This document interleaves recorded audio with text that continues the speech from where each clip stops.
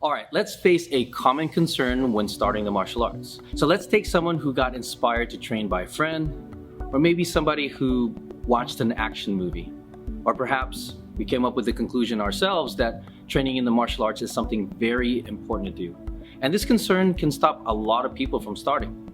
So in this video, I'd like to share our training methods here at Impact on developing strong fundamentals for an absolute beginner. Let's get started.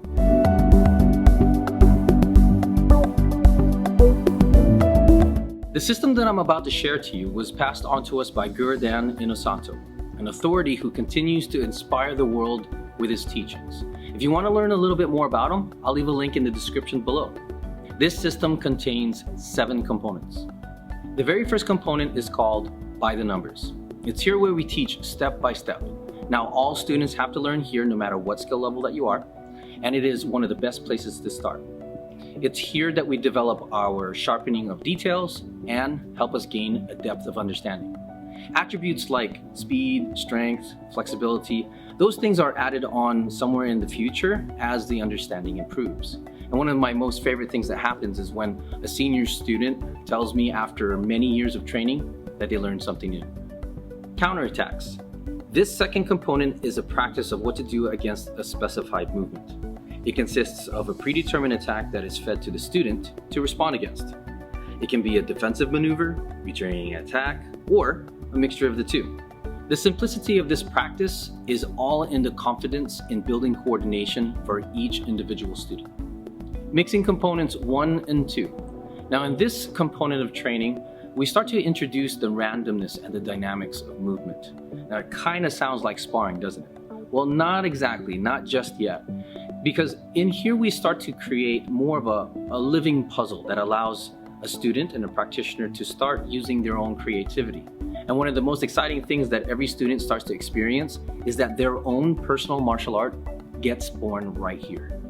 The next component is called shadow training. In this component, this introduces the solo practice of training techniques.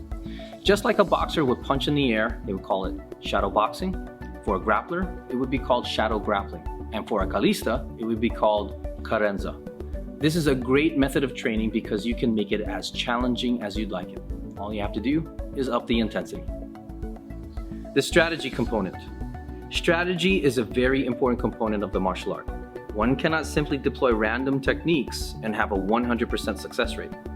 In any given situation, we must account for resistance. Students enjoy these thought-provoking exercises.